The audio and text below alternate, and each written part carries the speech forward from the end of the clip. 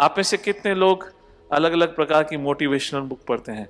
How to become rich overnight, 5 keys to success. और वो क्यों उनको पढ़ते हैं, सुनते हैं? ताकि हमें कर्म करने के लिए प्रेरणा प्राप्त हो, right? Is that an objective? आप और उत्साह से कर्म कर सकें। Actually all that is coming from Bhagavad Gita, because Bhagavad Gita is inspiring us to perform a responsible action. तो ओरिजिनली अगर देखा जाए, हमारे ओरिजिनल मोटिवेशनल स्पीकर थे कृष्ण, और पहले ऑडियंस थे उस प्रोग्राम के अर्जुन।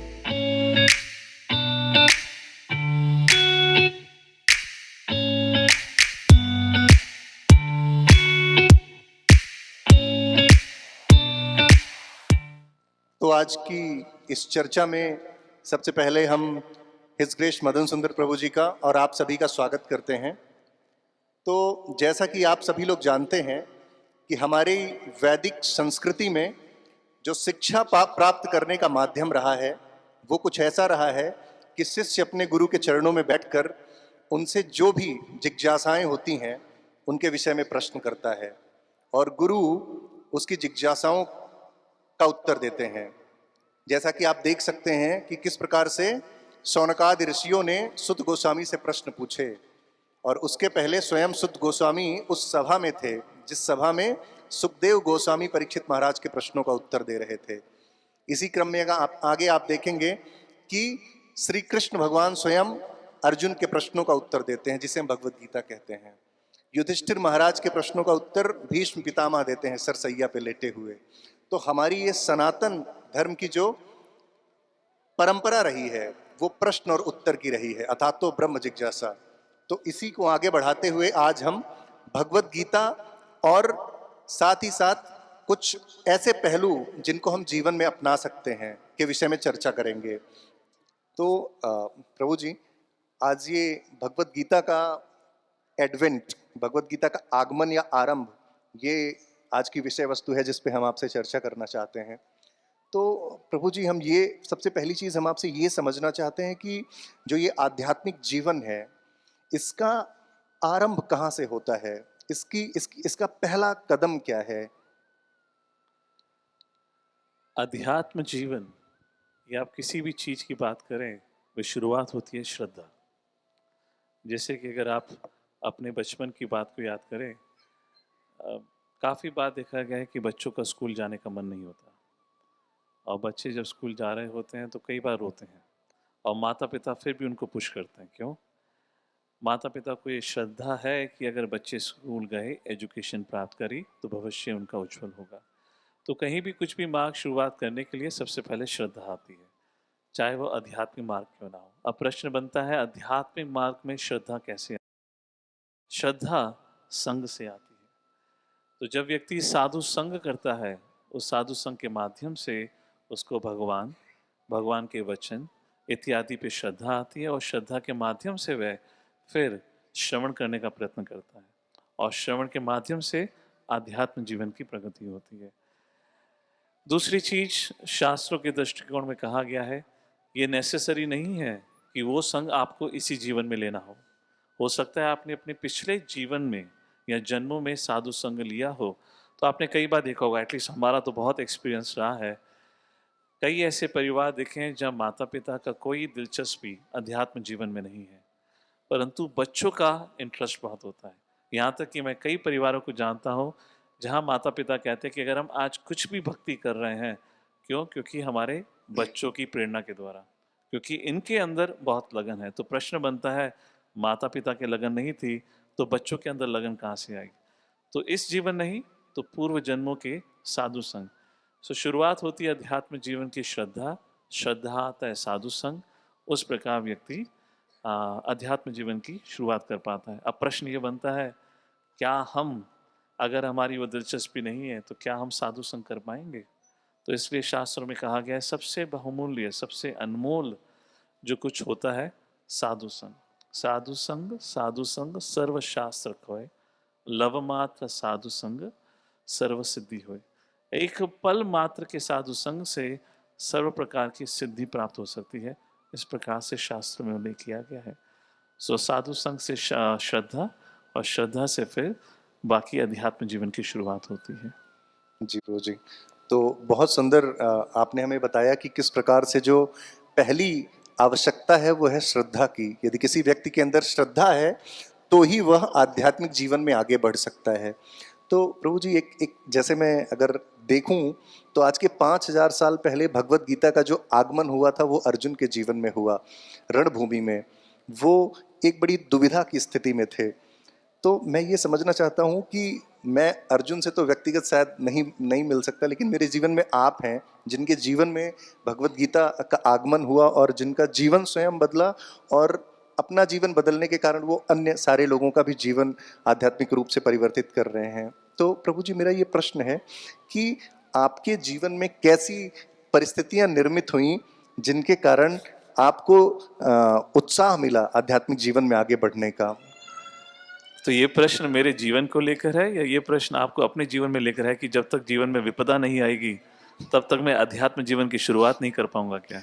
क्योंकि आपने कहा कि अर्जुन के जीवन में विपदा आई, विविधा आई, तो उस कारण वह कृष्ण से चर्चा करते हैं, प्रश्न उठाते हैं। It's a very interesting question, in fact an important question. भगवान श्री कृष्ण भगवद गीता में इसका उत्तर भी देते हैं।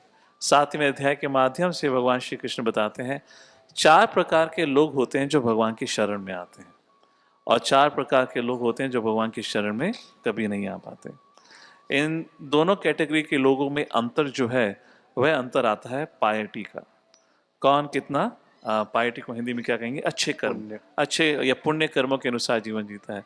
ये पुण्य कर्म क्या होते हैं? बिकॉज जब तक आपको रूल्स रेगुलेशन ही नहीं पता तो फिर पता नहीं हमें सही कर्म क्या है, गलत कर्म क्या है।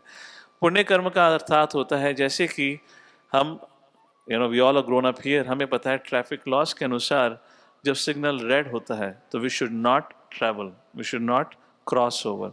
अगर उसी प्रकार व्यक्ति सिग्नल के नियम का पालन करते हुए चलता है तो उसको कहा जाता है पुण्य कर्म। परंतु जब वो सिग्नल जंप कर देता है तो वो दंडनीय काम होता है। इसी प्रकार से universal affairs according to universal laws हमारी एक्टिविटीज़ को डिफाइन करा जाता है अच्छे कर्मों में, बुरे कर्मों में। क्योंकि हमें उन लॉज का आइडिया नहीं है, इस प्रकार हमें पता नहीं होता अच्छे कर्म क्या है, बुरे कर्म क्या है। सो एनीवेज, भगवद गीता में कृष्ण कहते हैं जो लोग बुरे कर्मों में लगे हुए हैं, those who are living a sinful life, वह चाहे किसी भी अवस्था में क्यों ना हो वह शरण नहीं ले पाते। परंतु जो व्यक्ति पुण्य के अनुसार जीवन या पुण्य कर्मों के अनुसार जीवन व्यतीत कर रहे हैं, अगर वह 4 अवस्थाओं में हो तो वह शरण लेते हैं। कौन सी 4 अवस्था? आर्थो, अर्थार्थी, जिज्ञासु, ज्ञानी। आर्थो का मतलब है दुखी। इसका मतलब नहीं है कि सभी दुखियारी भगवान के पास आएंगे। काफी दुखियारे क्या कहते हैं उसकी शरण में भी जाते हैं, वो मधुशाला। हाँ, बार कहते हैं ना शायद, या बार की शरण में भी जाते हैं, what you say, wine, beer और वाइन की शरण में भी जाते हैं, इत्यादि इत्यादि। So what is the difference? Some people when you they suffer they go to temple, they open their heart to the lord, they pray, और कुछ लोगों से वो बिल्कुल नहीं होता। कुछ लोग उसको भुलाना चाहते हैं तो दे गेट इनटू इंटॉक्सिकेशन। तो आर्थ हो। उसी प्रकार से अर्जुन भी उस समय कुरुक्षेत्र की युद्ध भूमि पे वह भी दुखी थे। तो आर्थ हो, तो दुखी से जब व्यक्ति दुखी होता है, जब उसके जीवन में दुख आता है तो उसके मन में प्रश्न उठता है, मेरे संग ही क्यों? Why am I suffering? And this is a very good sign, because अब हम जीवन के बारे में प्रश्न उठा रहे हैं। दूसरी कैटेगरी होती है अर्थार्थी, अर्थ की इच्छा रखने वाले, जो धन संपत्ति की इच्छा रखते हैं तो भगवान के पास जाते हैं। एटलीस्ट काफ़ी लोगों का एक्सपीरियंस रहा होगा, जब एग्ज़ाम में फेल होने की आशा होती है तो टेंपल में थोड़ी भीड़ बढ़ जाती है। लोग जाके कहते हैं प्रभु बस इस बार पास करा दो, गारंटी देता हूँ अगली बार जरूर पढ़ूंगा। 6 महीने बाद फिर मंदिर जाते हैं, बिल्कुल। इस बार और करा दो अगली बार।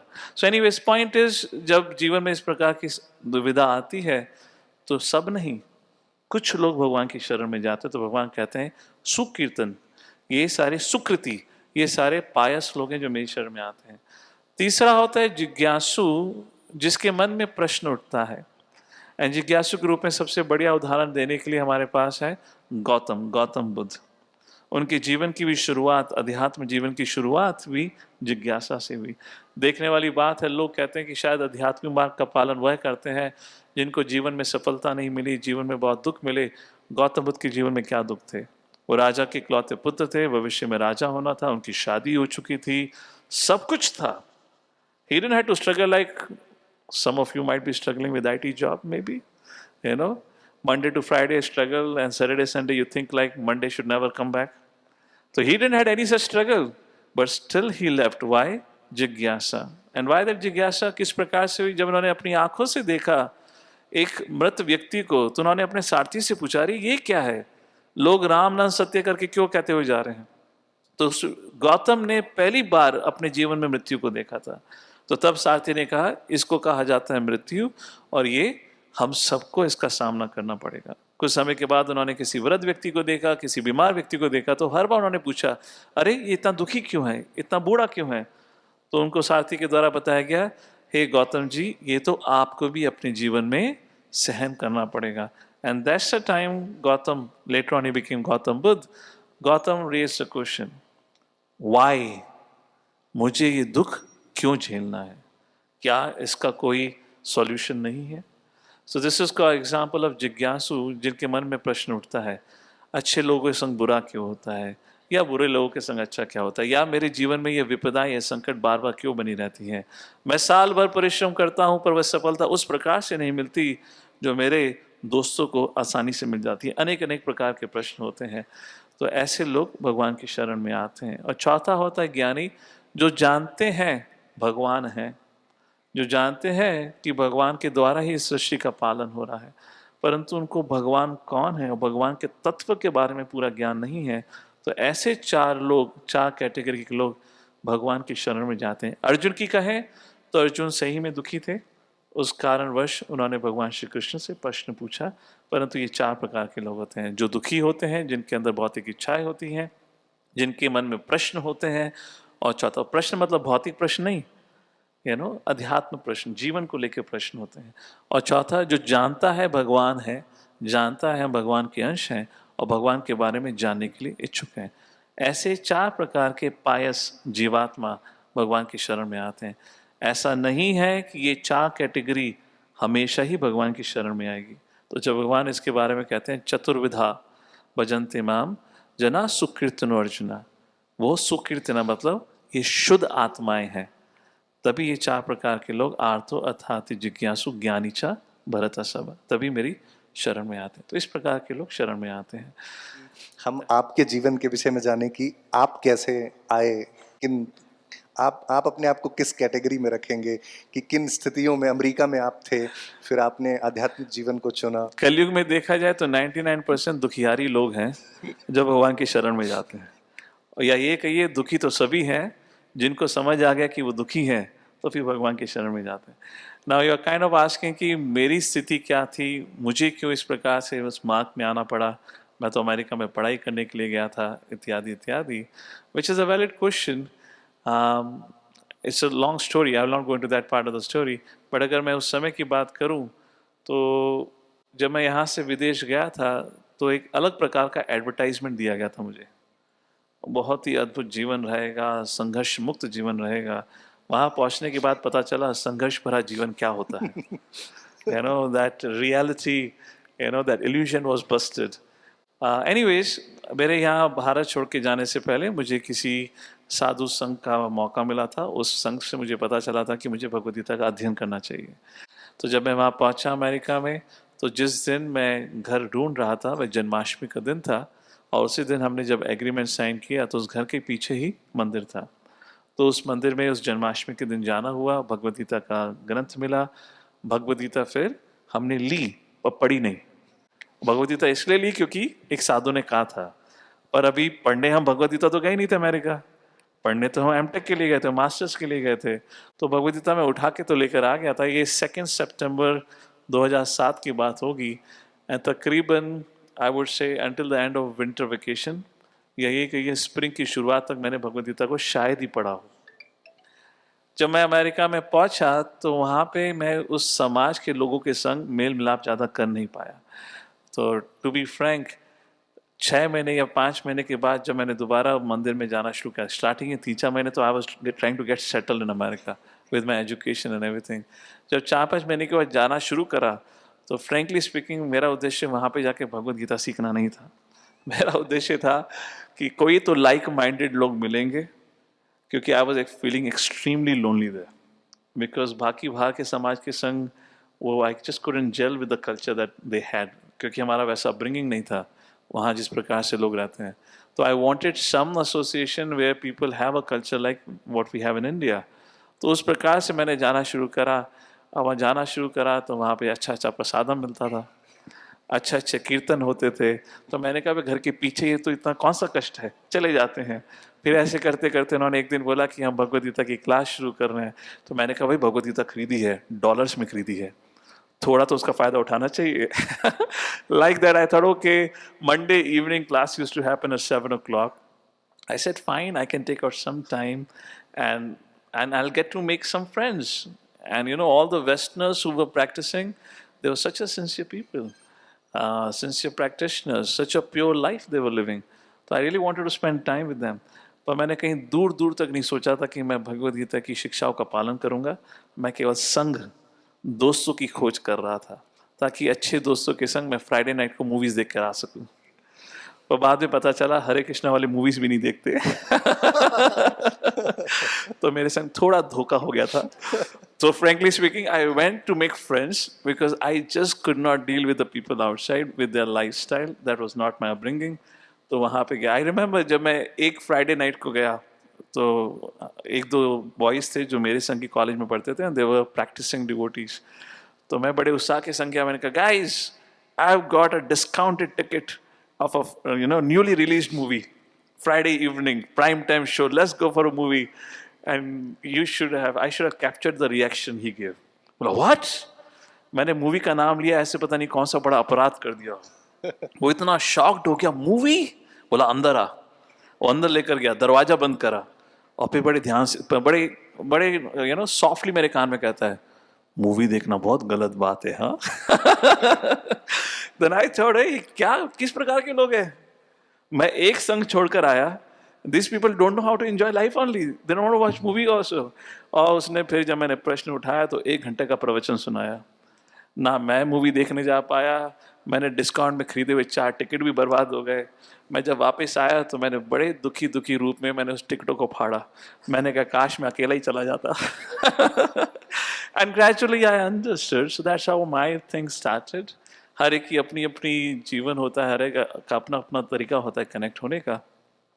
But when and how, just to conclude this answer, when and how I became serious, when I started reading Bhagavad Gita and I understood what Krishna was saying.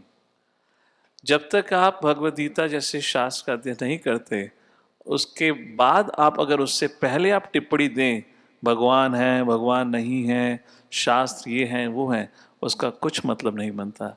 एक अज्ञानी व्यक्ति किस बारे में चर्चा कर सकते हैं? That's what I was ignorant. तो इसलिए मुझे पता ही नहीं था क्या करना है। इसलिए मैं कई बार लोगों को कहता हूँ भगवद गीता केवल आपको जीवन शैली कैसी होनी चाहिए वो नहीं सिखाता, वो भी सिखाता है, उससे महत्वपूर्ण आपके जीवन का उद्देश्य दिखाता है।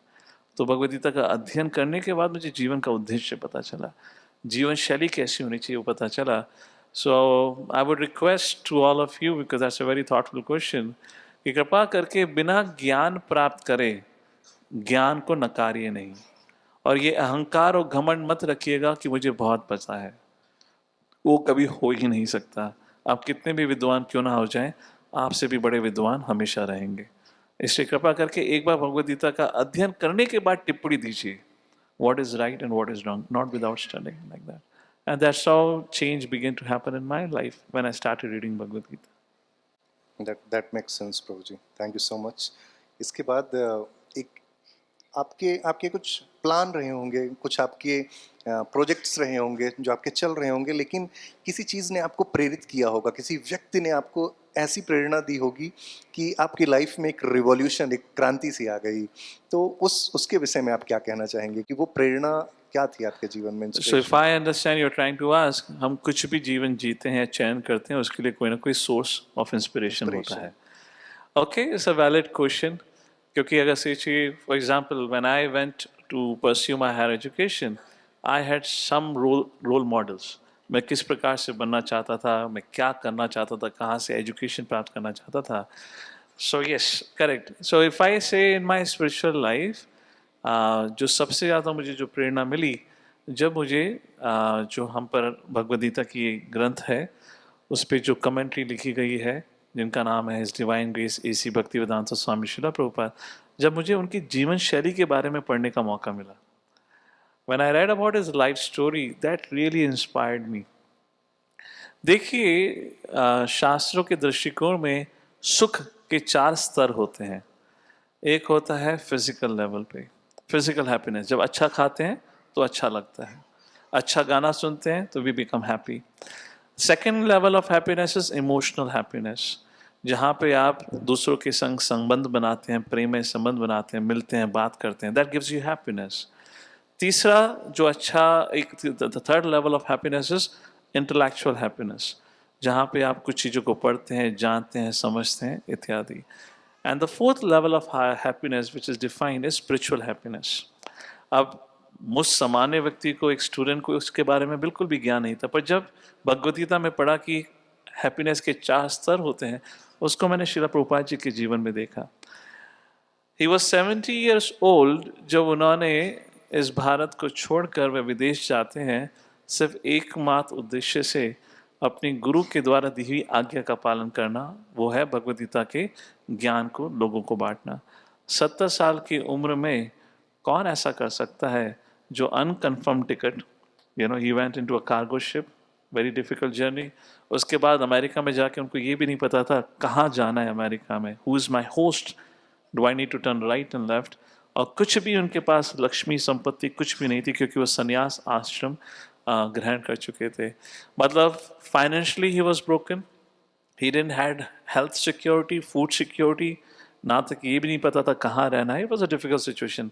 वो वहाँ जाते हैं. उसके बाद 1965 से लेकर 1977 तक 12 बार विश्व भर का भ्रमण करते हैं, which means from the age of 70 to 82 he travelled. क्यों किया, किसके लिए किया? ऐसा नहीं कि वो जो ट्रैवल कर रहे थे तो उनकी जो फैसिलिटीज़ जो सब कुछ थी बहुत अच्छी थी. He had to struggle everywhere. Why did he travel, why did he do? तो जब मैंने इस विषय में सोचा, उनकी जीवन शैली को पढ़ा, तो अगर देखा जाए उन्होंने शारीरिक सुख को तो त्याग कर ही दिया. क्यों? 70 साल के बाद वैसे भी शरीर में अलग अलग प्रकार की व्याधि बीमारियां आती हैं. And he had lot of issues, health issues. उन सब हेल्थ इश्यूज को नज़रअंदाज करते हुए ही एस्टैब्लिश्ड ओन पर्सनल एग्जाम्पल कि भक्त का जीवन कैसे होता है. वह हर रात 12 बजे के बाद उठकर सुबह 3 से 4 बजे तक ग्रंथ लिखा करते थे. 4 बजे के उपरांत वे नाम जप किया करते थे. 6, सवा 6 बजे और 6:30 बजे वो मॉर्निंग वॉक के लिए जाया करते थे. फिर मंदिर में आके प्रोग्राम अटेंड करते थे, एक भागवतम क्लास देते थे. उसके पूरे दिन भर या तो प्रवचन या लोगों से मिला करते थे. और फिर कहीं रात को 8 बजे जाकर वे विराम लिया करते थे. He would sleep for 3 to 4 hours. यार, हमसे 30-40 उम्र के लोगों से 3-4 घंटे नींद की बात करो तो अगले दिन पागल हो जाएगा. या 70 साल का आदमी 75 साल 80 साल की एज में 3 से 4 घंटे का आराम कर रहा है, फिर भी वो हष्ट-पुष्ट है, मानसिक रूप से बिल्कुल सतर्क है. इतना तो साबित होता है जो हम शारीरिक सुख के पीछे दौड़ते हैं, उनको कहीं ना कहीं उससे कोई अधिक सुख मिल रहा होगा जो उनको प्रेरणा दे रहा होगा. क्योंकि हम जो भी अपने जीवन में करते हैं उसकी प्रेरणा सिर्फ एक ही होती है, सुख की प्राप्ति. In other words, he must be getting his source of inspiration somewhere else.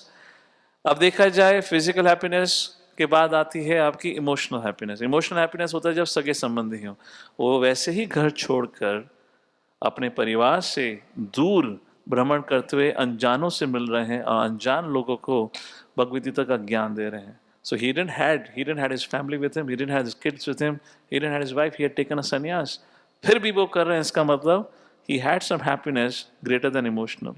अब इंटेलेक्चुअल हैप्पीनेस की बात करी जाए, वो तब होती है जब आप लोग विमर्श कर सकें, चर्चा कर सकें. वो इतना एक्सटेंसिवली ट्रैवल किया करते थे.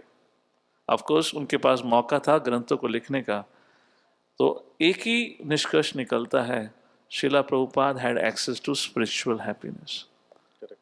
और क्योंकि वो एक जीता जागता उदाहरण रहा, जो इतनी एडवांस्ड एज में भी जो व्यक्ति इतना जटिल जीवन जीकर दूसरों की सेवा के लिए इतना कुछ करे, इतना कुछ सेक्रीफाइस करे, अपने कंफर्ट कन्वीनियंस को सेक्रीफाइस करे, तो फिर तो ये स्पष्ट हो गया जो भगवद गीता में बताया गया है वो वास्तविक है। क्योंकि we had a living example, और उसके बाद मुझे उनके शिष्यों से मिलने का मौका मिला। ऑफकोर्स मुझे शिला प्रभुपाद जी से वास्तविक रूप में मिलने का मौका नहीं, बट उनके शिष्यों से मिलने का मौका मिला। और जब उनके शिष्यों के जीवन के बारे में देखा, जैसे कि कहा जाता है अगर आपको वृक्ष के बारे में जानना है तो आपको पता करना पड़ेगा वो कैसे फल पैदा करता है। अगर फल मीठे हैं तो वृक्ष भी अच्छा है।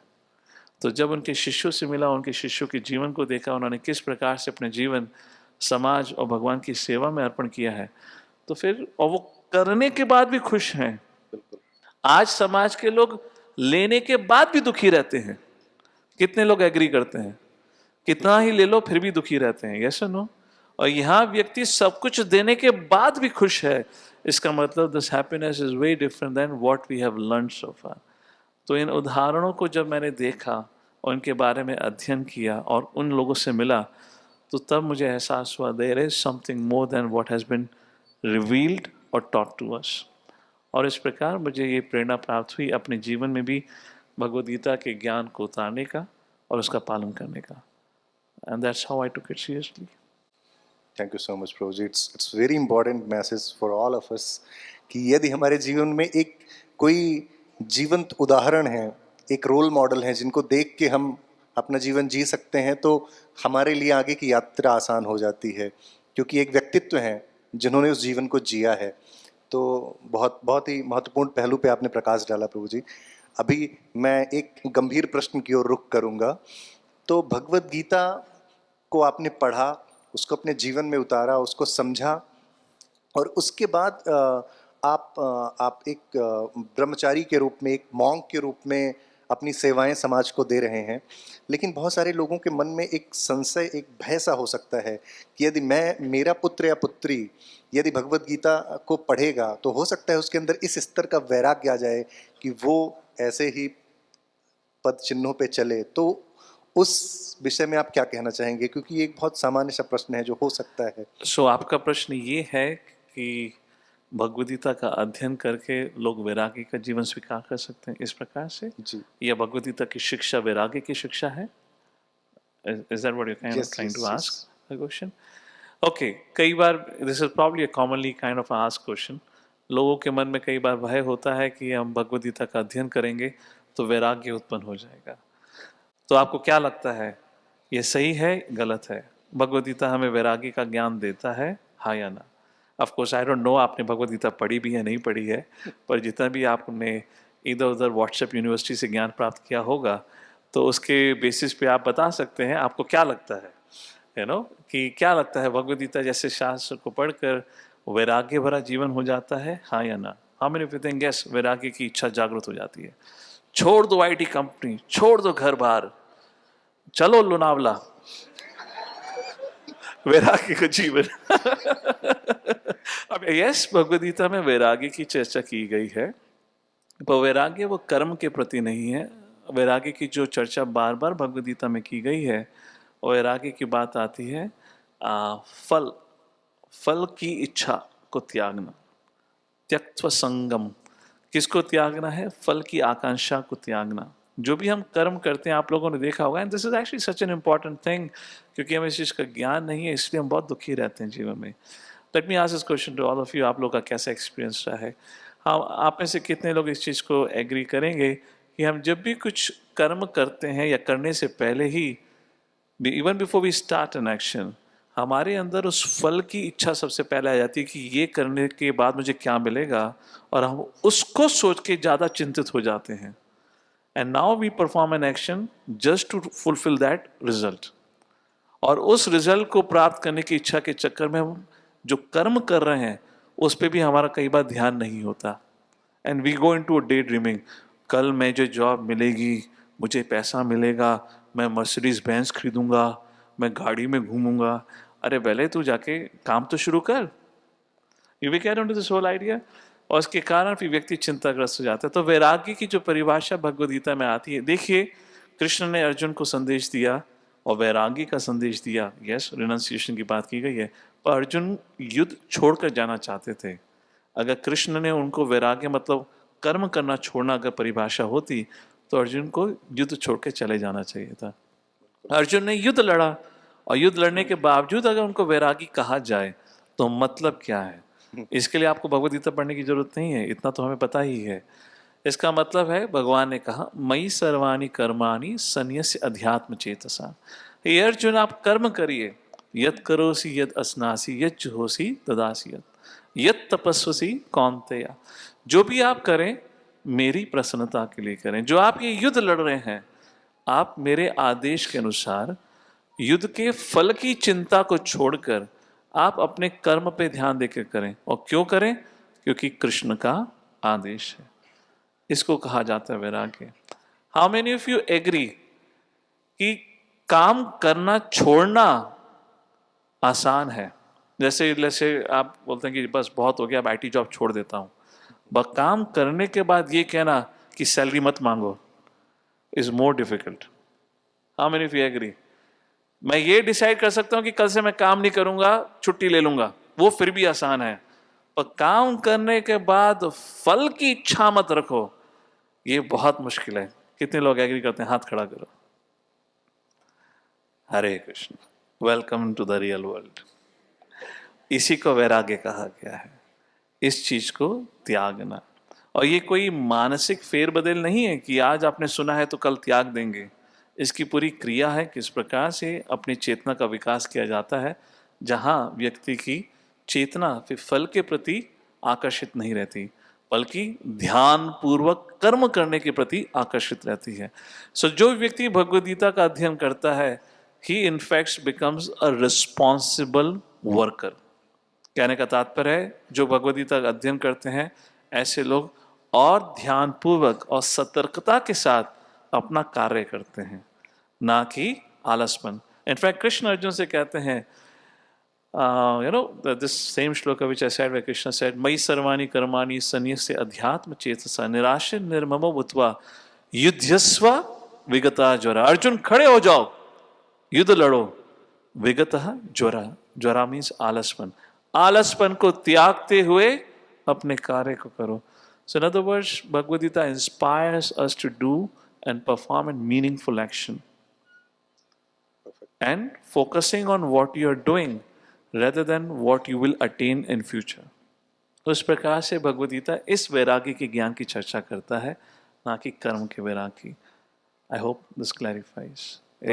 महत्वपूर्ण प्रश्न था, लोगों को इसको लेके कई बार गलत फहमी रहती है। इसी क्रम में एक और प्रश्न है, और मुझे पता है ये हम में से ज़्यादातर बैठे हुए लोगों का सवाल होगा, इसलिए इस सवाल को भी बहुत ध्यान से सुनिएगा आप लोग। तो सवाल ये है प्रभु जी कि मैं करता हूँ, मुझे ऐसा लगता है कि फला फला काम मैं कर रहा हूँ। अब जब फला फला काम मैं कर रहा हूँ, मैं करता हूँ, तो फल तो फिर मतलब फल तो मेरा होना चाहिए। तो उस फल के प्रति अधिकार को त्यागना बस की बात नहीं लगती। लगता है ये तो मेरा अधिकार है, कैसे बोला जा रहा है कि मेरा अधिकार नहीं है? Okay, interesting. How many of you agree with Kamalnath question? सब कुछ तो मैंने किया है, और फिर गीता में ये कहना कि कर्म के प्रति आशा मत करो। अरे करता मैं तो भोगता भी तो मैं ही होना चाहिए, विच इज करेक्ट। पर देखा जाए तो भगवान कहते हैं वैराग्य क्या है? वैराग्य यही है। अर्जुन, आपको क्या करना है?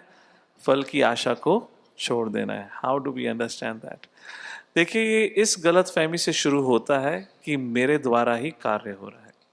जैसे कि एक अस्पताल में भक्त गए थे, तो जो हॉस्पिटल के हेड थे, director, he was a hardcore atheist. और जब उनको पता चला कि उनके हॉस्पिटल में एक सन्यासी आए हैं, तो उनके मन में एक इच्छा हुई, चलिए जाके इन सन्यासी से वाद विवाद करते हैं भगवान के अस्तित्व को लेकर। तो उनसे मिलने गए, उनसे कहा, देखिए आप कहते हैं भगवान है, मैं कहता हूँ इस हॉस्पिटल का भगवान मैं हूँ। तो सन्यासी ने बड़ी विनम्रता से पूछा, आपको ये गलतफहमी क्यों है? क्यों लगता है कि आप इस हॉस्पिटल के भगवान हैं? बोले, देखिए यहाँ पे लोगों की जीवन की रक्षा मैं करता हूँ, मेरे द्वारा ही लोगों के जीवन और प्राण की रक्षा करी जाती है। तो उन सन्यासी ने बड़ी विनम्रता से पूछा, क्या आपके हॉस्पिटल में कभी किसी की मृत्यु हुई है? तो डॉक्टर बोला, ऑफ कोर्स पीपल डाई। तो तब सन्यासी ने बिल्कुल जोर से बोला, तू खूनी है। भाई जब तुझे लगता है कि तू प्राणों की रक्षा करता है तो मारने वाला भी तो तू ही हुआ। बोला सर मेरा इंपॉर्टेंट अपॉइंटमेंट है, मैं बाद में आके मिलता हूँ। And then he understood actually what did I say. ये you getting the point? If I am the doer, अगर आप सोचिए, अगर लगता है कि मैं ही इकलौता करता या डूअर हूं, हम कर्म करने से पहले हमारे मन में इच्छा आती है। How how does an action is get performed? Thinking, feeling and willing.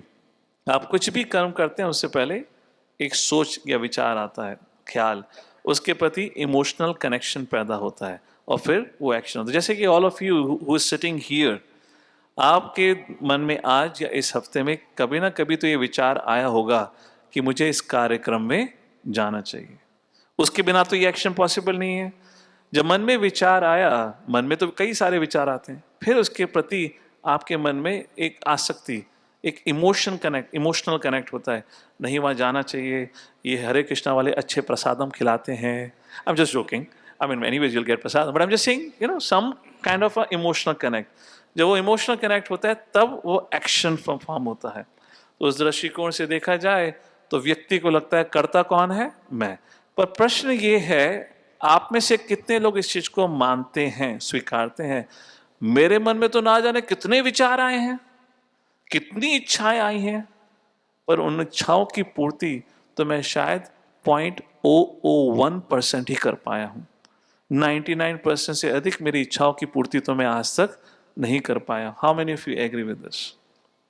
कि शायद ही कुछ इच्छाओं की मैं पूर्ति कर पाया, इतनी इच्छाओं की तो पूर्ति आज भी नहीं कर पाया। तो अगर इस लॉजिक के दृष्टिकोण से भी देखें, अगर मैं करता हूं तो फिर तो मुझे अपनी सारी इच्छाओं को पूर्ण करने लगना चाहिए।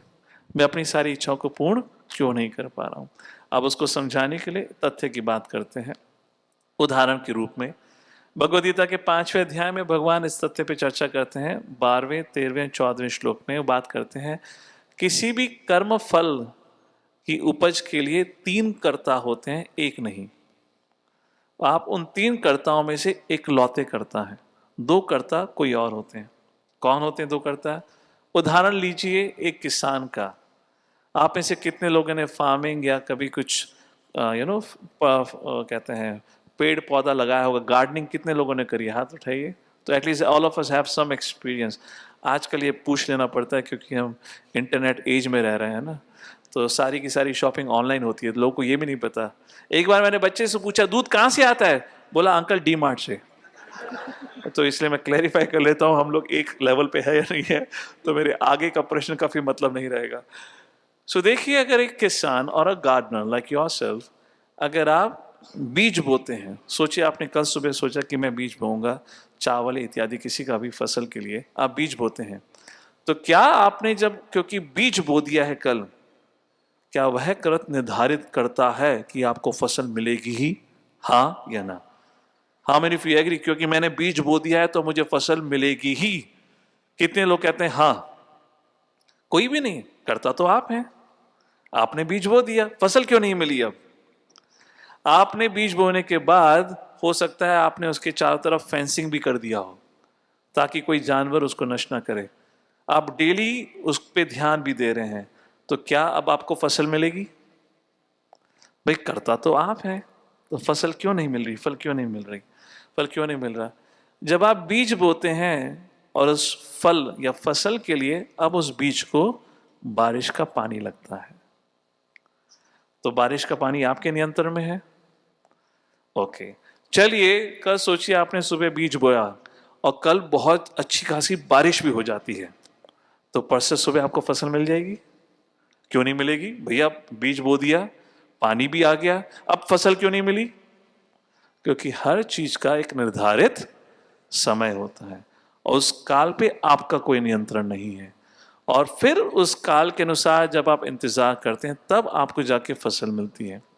तो जो आपको रिजल्ट मिला है उसके लिए 3 डूअर्स हैं, your action, the rain and काल। How many of you remember seeing 90s or mid-90s Mahabharat? Raise your hand. That Mahabharat would open with a Kal Chakra. Yada yada hi dharmasya ग्लानिर्भवति Bharata. When that shloka was recited, there was an Akashvani with which every episode will open. और उसके पीछे काल चक्र चलता था. क्या मतलब था? That was a sound of Krishna. That's a message of Krishna. Bhagavad Gita में 11वें अध्याय में कृष्ण कहते हैं कालोस्मि, काल मैं ही हूं या मेरी ही शक्ति है. तो आपने बीज बोहा, काल किसकी शक्ति है? कृष्ण की शक्ति. अब बारिश किसके द्वारा होती है? बारिश का जो पानी आता है वह आपके सूर्य की किरणों के द्वारा जो ओशन का पानी है वो इवेपोरेट होता है, उससे आपके बारिश का पानी बनता है. अब सूर्य की किरणें आपके द्वारा की गई हैं. भगवान कहते हैं 10वें अध्याय में सूर्य की शक्ति भी मैं ही हूं. तो आप सोचिए, आप इन तीनों में से केवल आप पे 1/3 नियंत्रण है, तो व्यक्ति कर्ता कैसे हो सकता है? अगर देखा जाए 1/3 कर्म मेरा है और 2/3 कर्म किसका है? भगवान का. हम हर पल हर समय प्रभु की कृपा पर निर्भर करते हैं. अभी भी अगर आपको ये नहीं समझ आया हो तो आप में से कितने लोग जानते हैं, कई बार देखा जाता है व्यक्ति रात को सोने जाता है तो दुर्भाग्यपूर्ण कई बार अगले दिन सुबह नहीं उठ पाता. We have heard of this cases. हमने अपने परिवार में भी देखे होंगे. अरे मैं ही करता हूं, मैं ही कंट्रोलर हूं, तो रात को सोते सोते इतना लंबा सोया कि कभी उठ ही नहीं पाया. और अगर आप और मैं आज उठ गए तो उसमें हमारा कोई मेहनत था क्या? Why did you wake up and why didn't another person wake up? तो हमारे जीवन में जो भी हम करते हैं उसमें हमारा कृत का सिर्फ 1/3 भाग होता है, 2/3 भगवान की कृपा होती है. इस प्रकार से ये बहुत इंपॉर्टेंट कॉन्सेप्ट है, क्योंकि इससे हम बेवजह की घमंड, अहंकार की भावना से बचते हैं. साथ ही साथ हम बेवजह की चिंताग्रस्त जीवन से भी बचते हैं, क्योंकि जब व्यक्ति को लगता है कि मैं कंट्रोलर हूं तो फल तो मुझे मिल के रहेगा, और जब वह फल नहीं मिलता है तो व्यक्ति निराश हो जाता है, और जब फल मिल जाता है तो उसके अंदर घमंड आ जाता है कि मुझसे बढ़कर कोई नहीं. और दोनों ही एक गलत फहमी है. तो देखा जाए इस प्रकार से भगवद गीता का ज्ञान आपको कैसे, how to live your life happily, किस प्रकार से जो हर पल हमें मिला है उसका कैसे स्वागत करके और कैसे आनंद में जी सकते हैं, उस प्रकार से भगवद गीता का ज्ञान हमें सिखाता है. How to make your life wonderful and how to make your next life excellent. उस प्रकार से भगवद गीता का ज्ञान. सो भगवद गीता हमसे कुछ छीन नहीं रही है. गीता का ज्ञान, भगवद गीता के ज्ञान के माध्यम से अर्जुन को राज्य प्राप्त हुआ था, अर्जुन को धन संपत्ति, अर्जुन को राजा का ऐश्वर्य प्राप्त हुआ था, या पांडवों को. तो उस प्रकार से भगवद गीता का हम अध्ययन करेंगे, हमसे कुछ छीना थोड़ा जाएगा, हमें तो सिर्फ समृद्धि प्राप्त ही होनी है. उस प्रकार से जो ये आपका प्रश्न था कि कर्ता तो मैं हूं, ये गलत फहमी है. आप केवल 1/3 करता है, और अगर आपने बीज ही नहीं बोया तो फसल कहां से आएगी? तो इसलिए भगवान कहते हैं अर्जुन, कर्म करो, कर्मणा एवाधिकारस्ते, कर्म करना तुम्हारा अधिकार है. कर्मण्येवाधिकारस्ते मा फलेषु कदाचन कर्म फल हेतुर्भुर माते असंग अकर्मणि. कर्म करने का अधिकार है, कर्म के फल पे अधिकार नहीं है. कभी अपने आप को कर्ता मत समझना, और कभी भी कर्म ना करने का बहाना नहीं देना. That's what Bhagavad Gita is teaching. Do your duty responsibly. You're a husband, be a dutiful husband. You're a wife, be a dutiful wife. You're a child, you're an engineer. जो भी आप करें, ध्यान पूर्वक करें. That's what the message of Bhagavad Gita. तो अगर देखा जाए, I'm extending this answer here because I feel it's important. अगर देखा जाए, Bhagavad Gita in that way becomes the best motivational book. आप में से कितने लोग अलग अलग प्रकार की motivational book पढ़ते हैं? How to become rich overnight. 5 keys to success. और वो क्यों उनको पढ़ते हैं, सुनते हैं? ताकि हमें कर्म करने के लिए प्रेरणा प्राप्त हो. Right? Is that an objective? ताकि आप और उत्साह से कर्म कर सकें. Actually, all that is coming from Bhagavad Gita, because Bhagavad Gita is inspiring us to perform a responsible action. तो ओरिजिनली अगर देखा जाए, हमारे ओरिजिनल मोटिवेशनल स्पीकर थे कृष्ण, और पहले ऑडियंस थे उस प्रोग्राम के Arjun. because he heard and he needed some motivation for to fight. उस प्रकार से हरे कृष्ण। एक स्लाइडों पे बहुत इंपॉर्टेंट क्वेश्चन आया है प्रभु जी। कई प्रश्न हैं, लेकिन आप सबके प्रश्नों का जो सार है वो एक प्रश्न में है, उसको मैं प्रभु जी के साथ चर्चा करना चाहूँगा। और प्रश्न का सार ये है प्रभु जी कि कुछ लोग कह रहे हैं कि सुबह होती है, शाम होती है, उम्र यूं ही तमाम होती है, पता है क्या करना है, बहुत बार सुना है डिसिप्लिन में रहना है, सेल्फ कंट्रोल्ड में रहना है, भगवत गीता पढ़नी है, जो शिक्षक हमारे कह रहे हैं उनकी बातों को मानना है, प्रोग्राम्स अटेंड करना है, बट एक लूप में फंसी हुई है जिंदगी कहीं, और उस लूप से बाहर नहीं निकल पा रहे हैं सब कुछ जानते हुए भी। तो उसमें आपका मार्गदर्शन चाहते हैं कि भगवत गीता के आधार पे आप कुछ मार्गदर्शन करें। देखिए, जो व्यक्ति कहता है मैं इस प्रकार से लूप में फंसा हूं ना, उसके लिए डिस्ट्रप्टिव टेक्नोलॉजी का उपयोग किया जाता है। आजकल ये डिस्ट्रप्टिव टेक्नोलॉजी काफ़ी वोग या फैशन में आ गई है। जैसे भी हाल ही में ये गूगल का एआई टूल लॉन्च हुआ था, जेमिनी। आप लोग आईटी गाइज हैं, you would know better than I. तो but because it had been my field of study in the past, तो मैं कभी भी हेडलाइंस देखता हूँ। तो आप देखेंगे, फॉरगेट अबाउट दिस, जब चैट जीपीटी नाम का टूल लॉन्च हुआ था उसको कहा गया था डिस्ट्रप्टर। Y disruptor? बिकॉज उसने पूरा का पूरा टेक्नोलॉजी फील्ड का जो रुख था बदल दिया था। जैसे कि मुझे याद है 2007 में Apple launch the first touch iPhone, और जब वो लॉन्च हुआ था उसने तहलका मचा दिया था। And because of that disruption it caused in the mobile industry, BlackBerry went out of business. 2 साल के बाद 2009 में BlackBerry literally was out of market, और 2012-13 तक नोकिया बंद हो गई थी। This are called as disruptive things.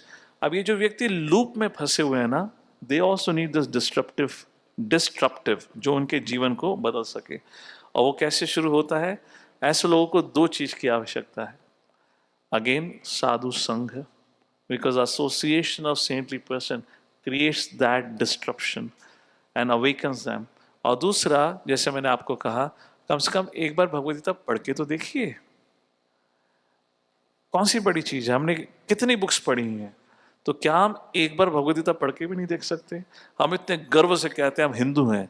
Hindu होने का मतलब क्या है? आप कौन से ग्रंथ को पढ़े हो जिसके बेसिस पे आप अपने आप को हिंदू कह रहे हैं?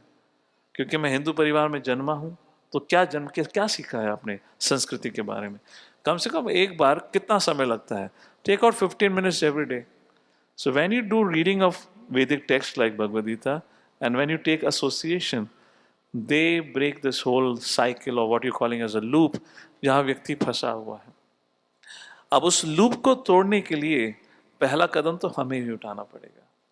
इसलिए जैसे मैंने कहा, जब तक आप बीज नहीं बोएंगे, भगवान फसल कहाँ से देंगे? बीज बोने के बाद ही बारिश और काल का महत्व है।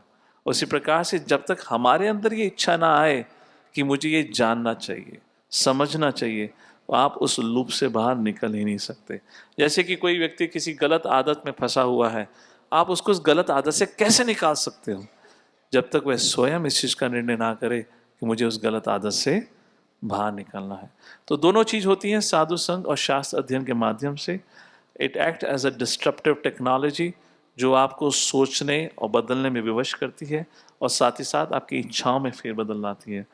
उस प्रकार से आप बदल सकते हैं। इसीलिए अगर आप देखेंगे, अंतर्राष्ट्रीय कृष्ण भावना मत संघ लोगों को अलग अलग प्रकार से उनको भगवद्गीता जैसे शास्त्रों के ज्ञान से जोड़ने का प्रयत्न करता रहता है। We have all kind of programmes for all kind of age groups. किसी को कुछ भी चीज़ अच्छी लगे तो उस प्रकार से वो आके सुने और इस चीज़ को समझने का प्रयत्न करें। And I can say with this much guarantee, जिसने भी इन चीज़ों के बारे में सुनने का प्रयत्न किया है उनके अंदर परिवर्तन आया है। And that's what the history speaks. Srila Prabhupada ji went to America, उनके first audience were hippies and they were totally addicted to wrong habits.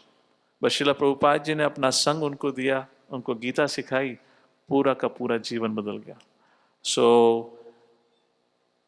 our Vedic sciences, our culture is an original disruptive technology. जो इसकी शरण में या संग में आता है, जीवन बदल जाता है। तो it's a question of coming in contact like that.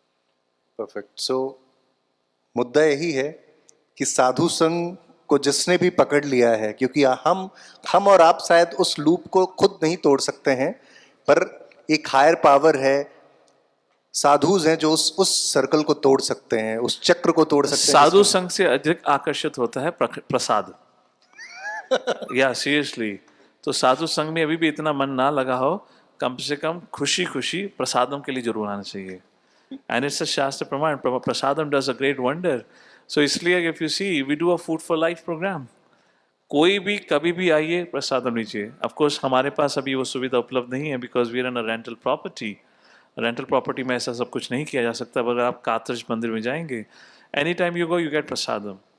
सो कुछ तो आकर्षित करना चाहिए जो व्यक्ति आ सके, कुछ नहीं तो कम से कम प्रसादम के लिए आ जाइए, बाकी सब अपने आप हो जाएगा। बिल्कुल बिल्कुल प्रभु जी।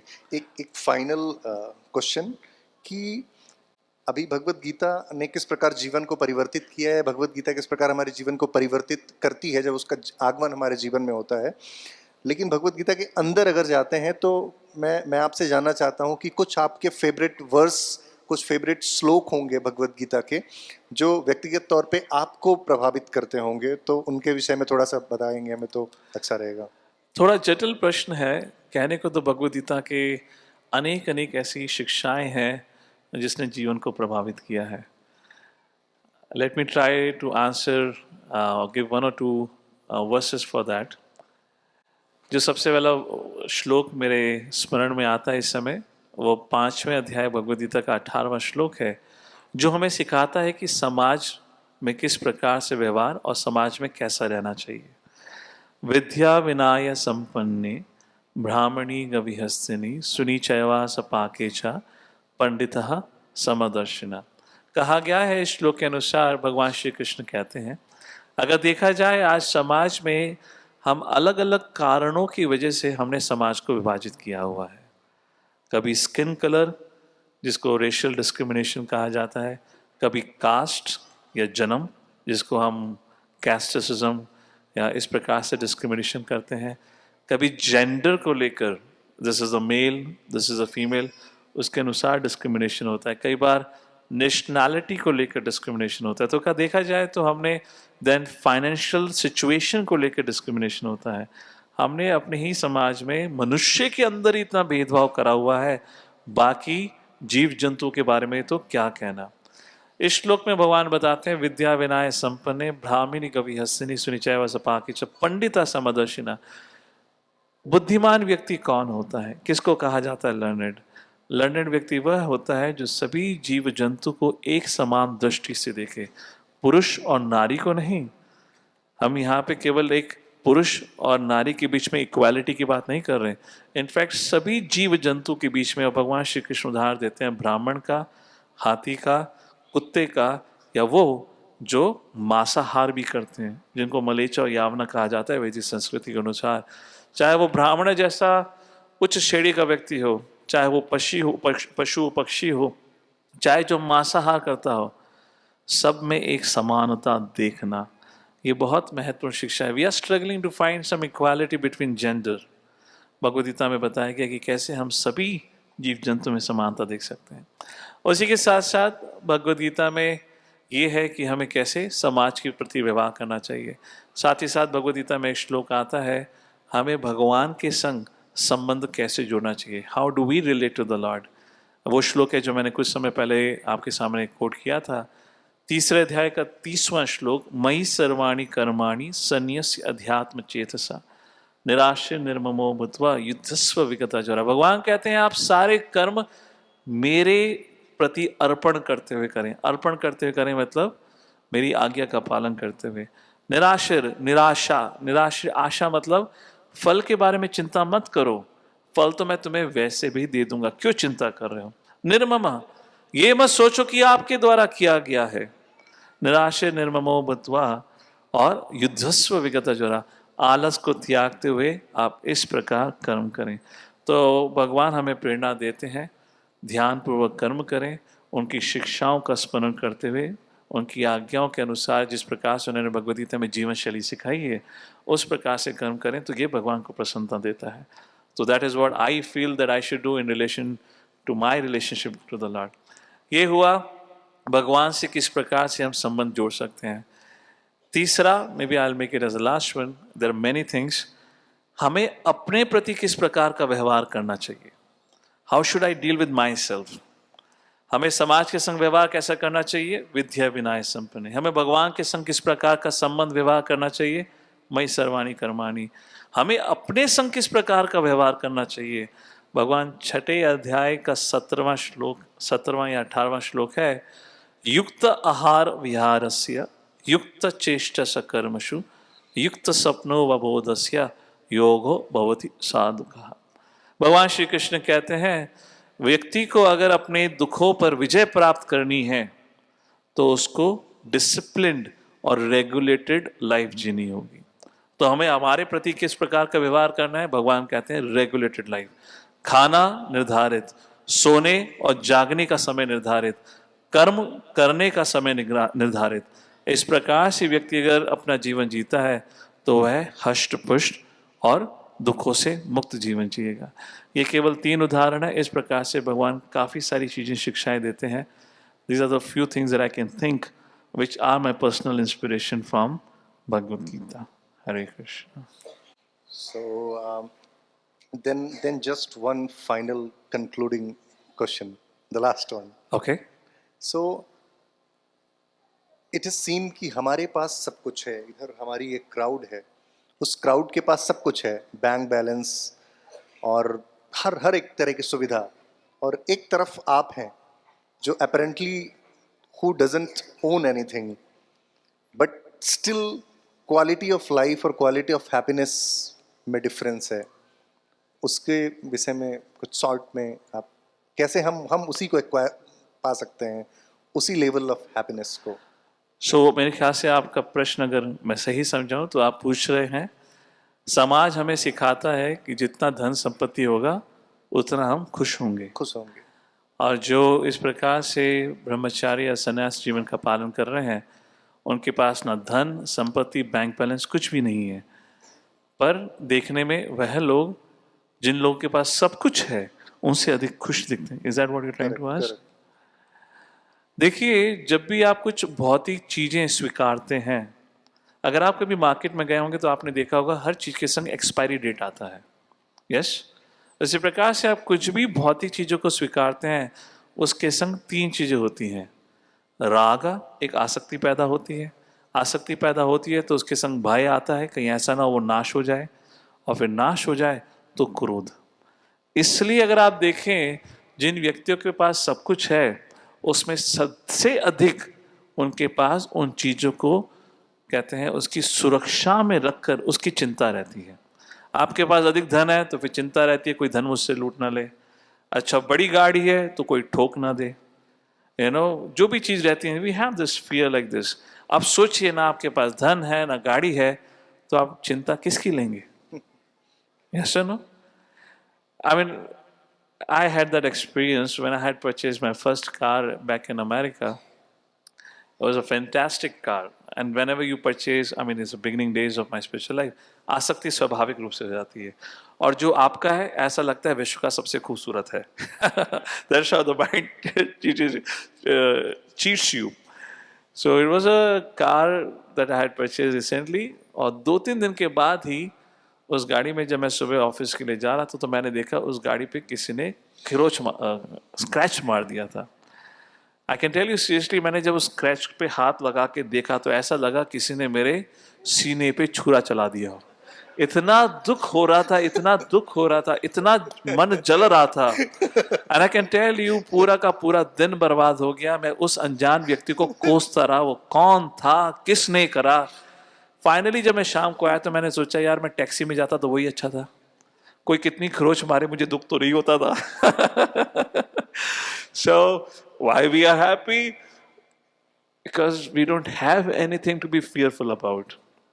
We don't have anything which we know we'll lose it. इसलिए, और हमने इतनी सारी, it's very interesting how we purchase suffering. हम जितने अपने पास पोजेशंस इकट्ठा करते हैं आप शायद देख नहीं पा रहे हैं, आपको लगता है वो सुख सुविधा का कारण है, but you are mistaken, you are purchasing more and more suffering. अगर आप देखेंगे पहले के समाज को देखेंगे, जब हमारे पास कम सुख सुविधा का साधन था तो शायद वह लोग, अगर आज की जनता से बात करी जाए, how many of you agree, वो सुख शांति से रहा करते थे, उनके पास चिंता का इतना विषय नहीं था। आज हम पे इतनी सारी चीजें हो गई हैं तो हमारी चिंता का विषय काफी बढ़ गया। How many of you agree? Please raise your hand. हमें हमेशा ये भय रहता है क्या होगा क्या नहीं होगा, इसलिए एक प्रकार से दिया है। Now just to make a point now in terms of how you can live, आपको कुछ छोड़ने की जरूरत नहीं है। इसलिए भगवद गीता में कहा गया है सरल जीवन जीना चाहिए।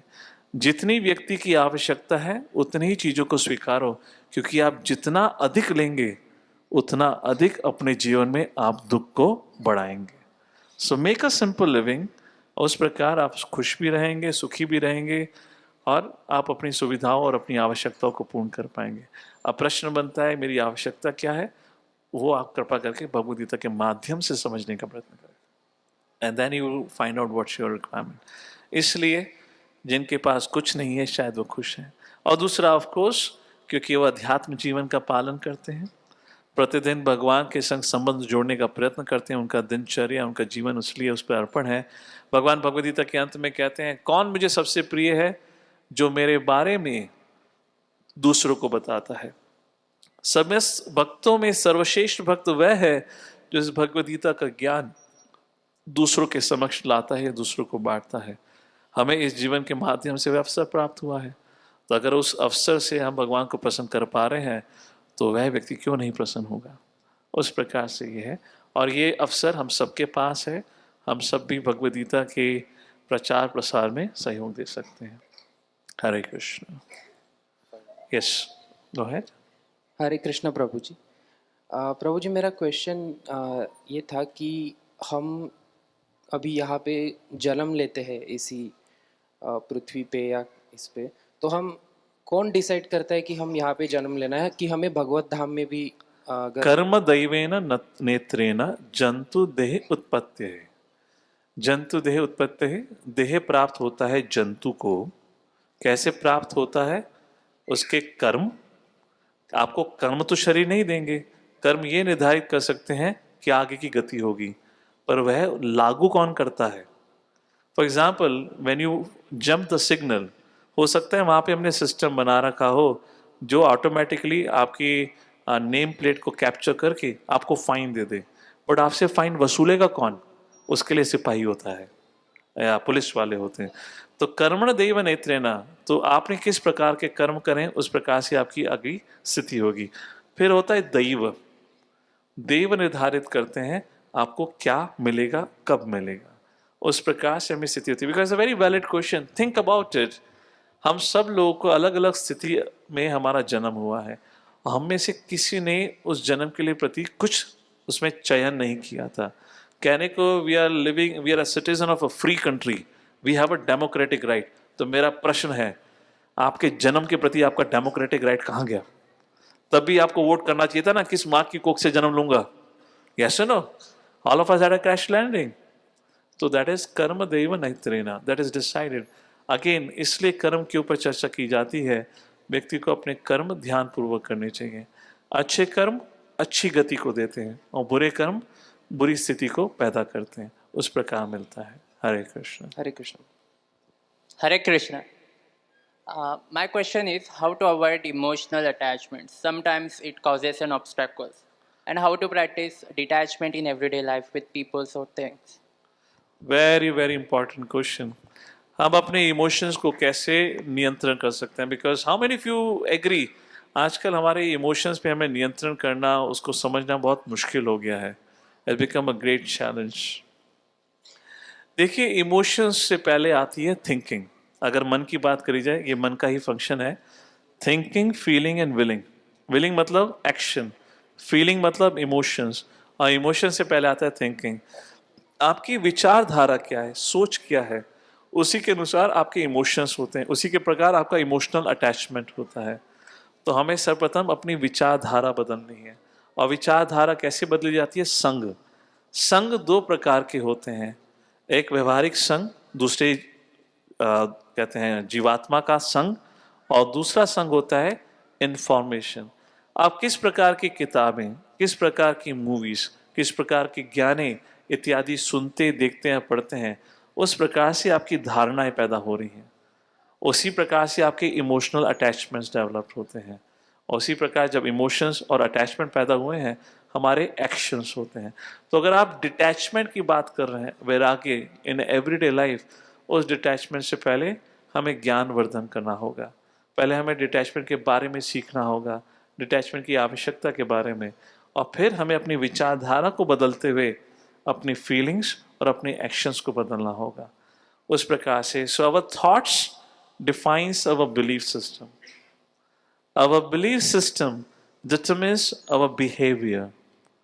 Our behavior defines our lifestyle, and the lifestyle that we have further defines or strengthens our thought process.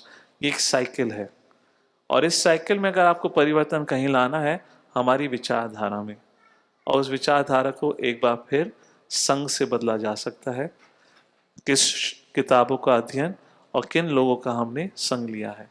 In that way you can deal with this. Otherwise it's very difficult. ये कोई ऐसी स्थिति नहीं है कि आपको एक इंजेक्शन लगा दिया जाए, कल से आप सुबह उठेंगे, सुबह से आप डिटैच्ड होकर उठेंगे। It doesn't work like this. We need to, जैसे कोई व्यक्ति डॉक्टर के पास जाता है, वह उसकी मेडिसिन को उतनी ही सीरियसनेस से लेगा जब उसको पता है उसकी आवश्यकता क्या है। तो ये जानना कि डिटैचमेंट की प्रैक्टिस की आवश्यकता क्या है और कैसे किया जाता है, तो then we can practise that. Once again we have to cultivate knowledge, that's a point about it. Alright, does it answer? इन चीज़ों को अपने जीवन में उतारने के लिए इसलिए हम हर हफ्ते भगवद गीता जैसे ग्रंथों पे लेक्चर्स और प्रोग्राम रखते हैं। Just for FYI for all of you, ये दिसंबर एंड आ चुका है, जनवरी से हम लोग गीता अनप्लग्ड सीरीज़ को दोबारा शुरू करने वाले हैं। That would be the second part, जहां हम 7वें अध्याय से लेकर 12वें अध्याय तक चर्चा करेंगे। ये हर हफ्ते हर शनिवार को होने वाला प्रोग्राम रहेगा तमन्ना होटल में। ये 6 हफ्ते का प्रोग्राम रहेगा, 6 शनिवार। मैं आपसे कहूँगा सिर्फ एक बार ट्राई करके देखिए। Just try to give your 1 or 2 hours in a week for the next 6 weeks। अगर आप कभी ऑफलाइन नहीं भी आ सकते, everything is available online on recording. आप इतनी इच्छा रखिए, I am pretty sure you will begin to practise detachment in your daily life. Hare Krishna. Hare Krishna. आप सभी का बहुत बहुत धन्यवाद, आप इस कार्यक्रम में आए, और साथ ही साथ इन सभी हमारी टीम और वॉलंटियर्स जिन्होंने इस कार्यक्रम को यहाँ आयोजित किया है, and also our sincere thanks to all those, I believe somewhere around 70 and 80 devotees were sitting up on the stage, those who chanted this 108 shlokas. So dhanyavad. Hare Krishna. Thank you.